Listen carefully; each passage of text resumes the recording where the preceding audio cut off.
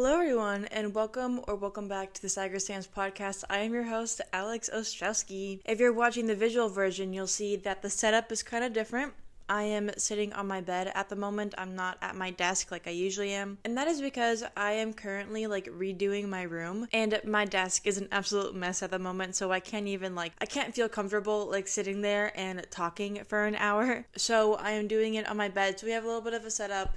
We have Orangey right here. We have Naomi there, my two 40-inch Squishmallows. And yeah, me remodeling my room was the reason why I didn't post last week. And that's because the day that I decided to paint my room, I was supposed to upload an episode. And I spent the entire day painting my room to the point where my hands almost blistered over. My entire hand almost got turned into a full blister. They were red for 2 weeks after because I was constantly using the roller, and I was putting so much strength into the roller because my walls are concrete, so they're textured, so you can't just roll it and expect all the paint to get on there. You have to put effort to get into all of the nooks and crannies. So the entire time last week when I was supposed to be filming and posting an episode, I was painting my room. And then after that, it was full on decoration, creating furniture and everything. So I ended up not posting an episode last week. I was planning on talking about my trip to Italy because I went to Italy, and I had a really, really fun time, and I came back with a lot of motivation and just a full-on reset, and I want to talk about it. I was going to talk about it, but I was also almost postponing it because I'd have to outline everything, and it's oh, Alex, you have to outline a podcast, boo-hoo. But I definitely needed something a lot easier and lighter to get back into the swing of things, and so I thought might as well do this topic right now because I literally was given all of this information. I came back home, I ate breakfast, and then I sat down to film this episode. So everything is fresh in my mind. And I want to talk about the fact that I got a blood test, a blood and saliva test, where it kind of gave me my genetic predispositions. It gave me genetic mutations and just everything genetics wise, and kind of laid everything out to me and in what my body reacts to more or less, literally all of the above. I'll be going through all of this, and you will see holy moly, this is a lot of information. And when I was sitting there, I think I was sitting there for an hour and a half with my doctor going through the information, and I left being so overwhelmed, oh, okay. And I'm not going to talk about everything, but I am going to talk about the things that I found really interesting. And I definitely recommend anyone that's listening to this episode to get a test like this. You only take it once in your life, essentially. It doesn't tell you how you are doing right now. It tells you your genetic predisposition. It tells you how you were born, pretty much, and what to do to help along your life. So if you want to get the ones that are it tells you right then and there how your body's reacting to stuff and doing everything, that's a hair test, but I got a blood and saliva test. So it is a little bit different, but this is the type of test that you take once in your life, and you're set because your genetics don't change.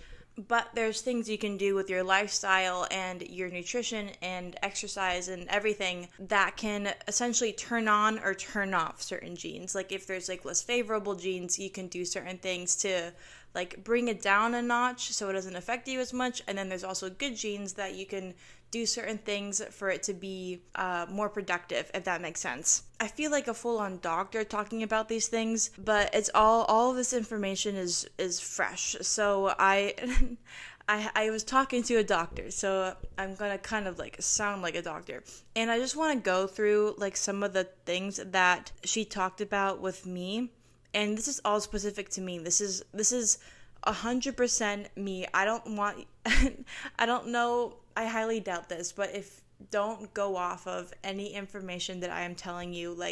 If you want to take this test, do it yourself, because I can be completely different from you. I just wanted to share my results and experience just to kind of show what can be in this test, and if someone is like, oh, I'd really like to know that about myself, then they can go get this test too, because a lot of these things are very, very good to know, and there were things that surprised me, and there were things that made me kind of scared, and just all the above. But anyways, let's just get right into it. I feel like I'm rambling. I'm going to start with the first thing, and that is my body's relationship to weight. I have at least 7 or 8 genes that give me a higher risk of being overweight, and that kind of scared me right there. Like, in general, I have really struggled to lose weight, if that makes sense. I know I'm 18, but all that stuff, but I definitely want to be at a different weight than I am at the moment with my paddling and everything, and I've always kind of like struggled to lose weight, and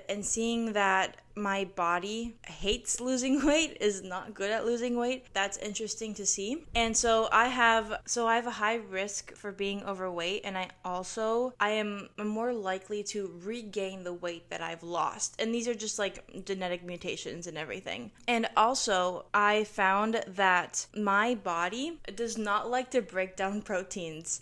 It is really, really bad at breaking down proteins, and that kind of like, that hurt a little bit. I'm like, oh, why body, why? So yeah, my body just does not like breaking down proteins, and so that kind of shows that I have to maybe eat a little bit more protein, and I have to consume other things.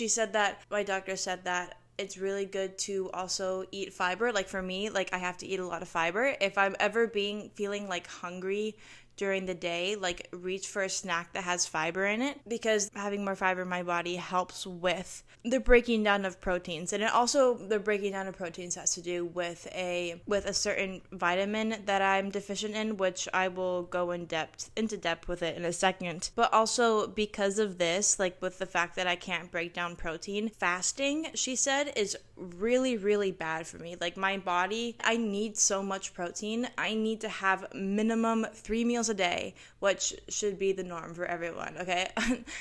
Minimum 3 meals a day, and I cannot fast. Like, do not fast. My body does not like that, because it needs those proteins. It needs protein because what I am consuming protein wise, it's only able to get a little bit out of that. And I also have a higher rate of insatiability. Essentially, is that I don't feel full. I'm less likely to feel full after a meal, and what happens is that I end up like wanting to eat more food. My higher tendency for insatiability is directly related to my protein intake. So no matter what, I always have to have protein in my meals, and I feel like that's a given, especially because I'm an athlete, but there's a higher, even more emphasis on the fact that I have to be consuming proteins. Another thing that is interesting is that my body reacts so well to carbohydrates. I feel like a lot of people, or just like diet culture and everything, kind of puts this like negative view on carbohydrates, and it's like, oh, you shouldn't be eating this, and it's not good for weight loss and everything. And while that just like in general is not true, like carbohydrates are really good for you. Like obviously you don't want to be going around eating like bad carbs. You want to prioritize like the good carbs. But my body, like my doctor, when she told me this, she was like, oh, this is like the gene that everyone wants. Like everyone wants this gene. The team, my doctor and the team behind her when doing this test for me was very like surprised, like, oh, like they're like, oh my god, she has this gene. And so yeah, my body breaks down carbs really, really well. And so like I would want to eat like more vegetables that have carbs, like more integral bread, just like integrals, just all the above. And that makes me really happy, because that means I can eat more things that I've been trying to cut out, because I thought carbs weren't necessarily good for me, but it turns out they are really, really good for me. The next thing, it was a really big thing that was in the test, and we placed a really big emphasis, and this also related to essentially everything else in the test, is that I have serious B deficiencies, B6, B9, and B12 deficiencies. Like not the fact that I currently have deficiencies, but the fact that my body cannot break them down as well as they should be breaking down. And B12 specifically directly comes from meat and seafood and all that stuff, and I I'm a vegetarian. And that's like the main reason why I wanted to get this test, is because I knew that being a vegetarian, obviously I'm not getting certain nutritious like things or whatever that I should be getting normally. And so I kind of wanted to take this test and kind of see what my body really needed. Again, B12 is, you get them. B12 is not produced by your body. You have to consume it, and it comes from seafood and meat and all that stuff. So not only am I not eating these things, but on top of that, my body does not break it down properly. So I am essentially like not getting any B12, and B12 is really, really important for like a ton of things I've found out, and literally everything relates to vitamin B. And then on top of the fact there's B6 and B9 deficiencies, she said that it is like a genetic mutation. Like this is not something that I inherited, if that makes sense. I think it's just like something going on in my body. I also found out my body, I can just like go to the store and get vitamin B12 or vitamin B9 and just like take the supplement. But no, of course my body had to be more complicated than that. I have to take these vitamins in a specific way. So like you can buy vitamins that are broken down in a specific way so that your body receives them better. And so there's a specific way that my body likes to receive these vitamins, so I have to consume them in a specific way so that my body actually takes the vitamin, so I don't just so I'm just not taking unnecessary supplements. And I wish I knew this before, because I went out and got vitamin B12 supplements, and I also had my mom get me vitamin B supplements, or B12 specifically, and I looked back at the packaging and I found out that I got the wrong one. Like I got the vitamins that my body still can't break down. So that was a mistake on my part. I should have waited to start getting these supplements before I did a full-on review of my doctor, but whatever, you live and you learn. And also, it's really good that I took this test like this young, like I'm 18. And so these are things that these are like lifestyle changes. This is not something that you will have to change in seconds. It's something that these are habits that you just like develop over time and are good for you in the long term. Like I don't have to change anything like right now. I can take like baby steps, because also incorporating everything that I learned in all the supplements, it's very overwhelming, and it's virtually impossible to just do everything or like change everything all at once. So doing baby steps and going bit by bit is definitely what I should be doing and what is good for me. Also, I found out that I have a low bone density, which is not good. That makes me more probable to breaking bones, which I've never broken a bone, but I don't think I've ever been in a situation where I'm like, that bone should have broken, you know? And also, this directly has to do with vitamin B. If I don't have vitamin B, there's just a higher risk of my bones being more fragile, and I also have to put like a really big emphasis on teeth cleanliness, because again, those are my bones. So I have to definitely like be more careful with taking care of my teeth, and I have to be very proactive and making sure they're good to go. And so to help with the bone density thing, I have to have muscle. I have to develop muscle. I can't just like not have muscle, if that makes sense. And that also means that exercise is a full-on like non-negotiable. My doctor made an emphasis like several times during our time going over everything that I have to work out. Exercise is so important for me, especially because of my high risk of being overweight and all that stuff. I cannot not exercise, if that makes sense. And yeah, having muscle, I need to have muscle to protect my bones, because I have like a little bit less like bone density than what is okay, or just I need to take care of it more. I have to just be more proactive of the fact that my bones can get pretty fragile, or my bones are semi-fragile. So yeah, there's that. And then we're gonna go into exercise and like how my body reacts to training. And this is really, really interesting. And there's a lot of things that kind of go against each other. There's things that say one thing, but then I have another thing that says another thing. And this isn't necessarily, like I was talking to my doctor, it's not like there was a mistake in the test. It's pretty much just the fact that two people made me. So there is going to be genetics from my dad, genetics from my mom that I have that could be against each other. And so it kind of is just working on which one is the most favorable and prioritizing the ones that are the most favorable, and just all in all, just keeping a healthy lifestyle. I feel like that would get rid of so many, like it would cancel out so many quote unquote bad genes that I have if I just kept a healthy lifestyle, which I do. That's really like, if you want to go far in life, just have a healthy lifestyle. But anyways, a big thing is that I have good muscle endurance. Now, so that just essentially means that my muscles can go on for a long time. And that made a lot of sense because I've always found that I am really good at long distance paddling. I've been good at keeping like a good pace. I always pride myself in being able to maintain a good, decent pace. I kind of understand the limits of my body when doing certain distances, and I know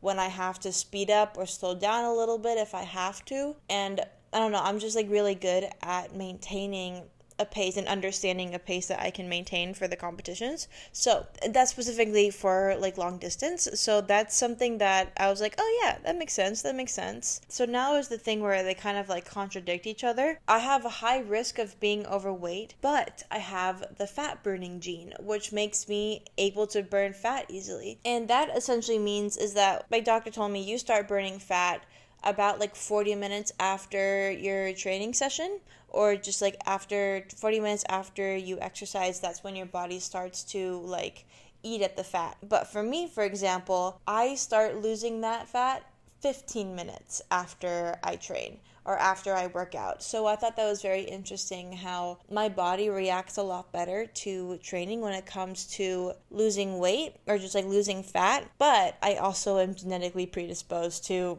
gaining weight. I also found out that when it comes to losing weight, what's really good for me is short and sweet exercises. So like a short amount of time, high impact. That's like the best for my body. Like my body really likes that. That's what's good for me when it comes to losing weight. And I also found that cardio itself is like really, really, really good for my body to lose weight. It's like cardio is 2 times as effective as the average person, which I found very, very interesting. Another thing that I found that was really nice is that I have really good metabolism in essentially all aspects. Like I can metabolize alcohol really good. I can metabolize caffeine really good. And I can metabolize lactose and gluten really well. So I have absolutely no like allergen or reactiveness to lactose or gluten, which is really nice. Like there's some people that maybe have like a little bit of reaction to lactose or a little bit of reaction to gluten, but I have 0, 0, 0 all across the board. I have a really good metabolism. Another thing that was interesting and kind of makes a lot of sense is that I have a really high risk of soft tissue injury. This also directly relates to my deficiencies in vitamin B, and it also kind of means that warming up is not, like I cannot not warm up. It's a non-negotiable for my body. And seeing the soft tissue injury risk, like having a high risk for it, it kind of put into perspective what I've been dealing with my injury. I'm going on 2 years with my knee injury, which is crazy. And not only do I have a high soft tissue injury risk, but I also have deficiencies in vitamin B. My body doesn't receive vitamin B really well. It just like increased the chance so much of me having an injury like this, especially because it talked about how soft tissue injuries happen with like constant repetitive motions and just like, here, let me read it out for you. Soft tissue injury is an injury to the body that does not involve skeletal damage, cardiovascular damage, etc. It is a damage to ligaments, tendons, and muscles and can occur when walking, running, doing some other more burdensome activity, or by performing some long-lasting repetitive movements. Types of soft tissue injuries include acute injury and overuse injury. Symptoms of acute injuries develop rapidly, while overuse injuries injuries occur as a result of repetitive friction, pulling, twisting, or compression that develops over time. I definitely had an overuse injury, and just like that constant repetitive motion, whether it was running, like walking, or paddling even. And it also shows that even though I did overuse my knees to the point of injury, I also was more predisposed to getting that injury. So it kind of gives me like, it's both ways, because in one part I'm like, okay, like I was more prone to it, but it's also like, oh, I'm more prone to it. So that was really interesting, and it was good to know, and now I know to like also be like a lot more careful with all those things, so I don't necessarily run the risk of getting injured like that again. And I also want to see, like, that also means that I have to warm up. Like, I can't not warm up. And like I said before, and then I also want to know, like, if I start taking, like, the right vitamin B supplements, how that will affect the recovery of my injury. So that's something that I will look forward to. Another thing is that I have a really fast recovery after training, and I thought that was really cool, and I like that, and it's fun. But my doctor also commented that a lot of times people who have this gene and people who do faster recovery, a lot of times it's hard for them to kind of understand and read their body, and like when they need a rest or when they need to stop, because like they think like, oh, like my muscles recover really quick, I'm gonna just continue to work out or continue to put a lot of pressure on them, whether it be training or lifting or whatever. And a lot of people with this gene kind of realize they overuse themselves, and they kind of just becomes overuse. So it's definitely something that I have to pay attention to. Another interesting thing is that I have what's called a warrior gene. Now, I'm going to read that out to you because I thought it was really interesting. This gene is responsible for breaking down adrenaline. Due to the variant within this gene, some people are warriors, while others are worriers.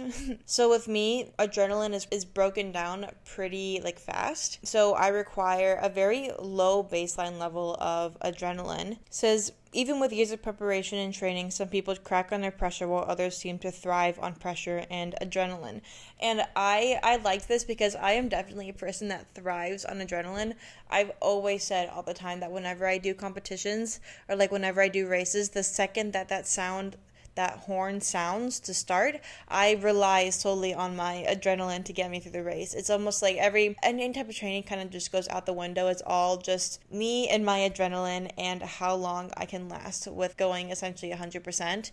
Obviously, I know to pace myself, but when there's like sprints or like technical, that's definitely like a big thing that is a part of me. Like I'm a big adrenaline person, and that also kind of ties in to my fast recovery.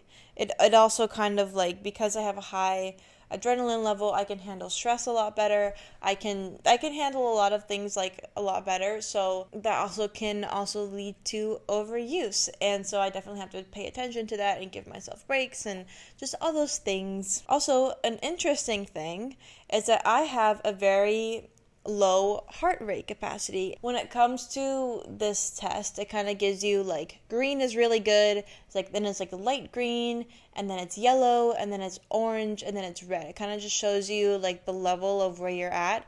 This was in the red. I have a really low heart rate capacity, which means my heart needs to beat more to gain like the average level of blood being put into your heart or being pumped into your heart, or just like not pumped into your heart. I'm so stupid. Being pumped into like the rest of your body. And this also was interesting because I've been trying to do like more zone 2 training, and I've noticed that I'm barely paddling, barely running. When I'm telling you, like, I'm almost walking when I'm trying to reach like zone 2, and my heart rate is just like through the roof. So while that also definitely has to do with my like level of like exercise and like endurance and all that stuff, just like me personally, it also kind of shows that my body needs to have a higher heart rate to actually function like a normal person. This also shows that when it comes to my heart, longer training sessions aren't that good for me. And then it also goes against the fact of my good muscle endurance. So while my muscles are good when it comes to longevity, my heart isn't. So that's also another interesting thing where they kind of like go against each other. And also that like the lower heart rate capacity, it relates to my like omega-3s, which is, I don't know, it's just like something you consume. It's like a little supplement. I also found that my body doesn't metabolize omega-3s really well. So on top of the fact that my body doesn't metabolize omega-3s, I also have a lower heart rate capacity that requires omega-3s for it to improve. So I think you know what supplements I'm going to be starting to take now, and that is omega-3s and vitamin Bs. I also have a really high muscle volume potential. Now, I love that. I love it so much. I love being a muscle girly. I like being strong, looking strong. It's really fun. And that also goes, another thing, it goes against all of my genes that tell me I'm more likely to, like, I have a high risk of being overweight. It goes against that because it's like, wait, you have a high risk of being overweight, but you also have a high muscle volume potential. There's that. So that also means that proteins are really, really, really important for me. So not only do I need proteins to like increase my muscle potential, like my muscle volume potential, but also just on top of the fact that my body can't break down proteins that well. It's just, why does my body have to not break down proteins? That's like the most important thing. I also am genetically a morning person, which is really fun. And I really like that. And it also kind of goes toe to toe with my cortisol levels. Me as a person, I am more productive. Like my cortisol levels are higher in the morning, so if I want to do like more productive, more motivating things, it's better for my body and just like me in general to do things in the morning. If I want to go train, do it in the morning. And I definitely relate to all of this stuff, and it definitely makes a lot of sense. Because I once it hits like midday, I am dead. I'm done. Like, I don't want to do anything anymore. Not the fact that I'm tired, but the fact that I just don't want to do anything anymore. So whenever I need to do something like super motivating or like something that requires a lot of motivation or just a lot of like mental effort, I usually do it in the morning. I usually get all of my important tasks done at the beginning of the day, and then so I can just go bleh in the middle of the day or near the end of the day. This also means that having caffeine in the morning can interrupt this. Being a morning person, genetically, it's like a natural thing. And so having caffeine can negatively influence this. And I'm like, oh God, why did you say that? Why did you have to tell me that? That hurts, because I love drinking coffee in the morning. It's like my little thing. I wake up in the morning and I get to have a cup of coffee before I go train. And I think I'm probably still gonna drink coffee in the morning. I'm not really going to stop drinking coffee in the morning. But I do notice that there's times when, like, it's very common for me to just like get crashed in the middle of the day. And I know that having coffee is not good for that, but I can't not have coffee in the morning. That's what gets me up. That's what motivates me to wake up and get out of my bed. It's the fact that I get to have a warm cup of coffee. And then the last thing that I want to talk about is that I have, it's nothing really like super crazy important, but I have an average blood sugar level, which means that my body, when it comes to sugar, it doesn't affect me as much. And so my doctor was like, I know I shouldn't be telling you this, but eating sugar doesn't necessarily influence your weight gain or weight loss, because like your body has a decent relationship with sugar. It really helps against weight gain. So I thought that was really interesting, and I thought that was nice. And she said, like, obviously you don't want to just be eating sugar all the time, because then that will cause nutritional inconsistencies, obviously.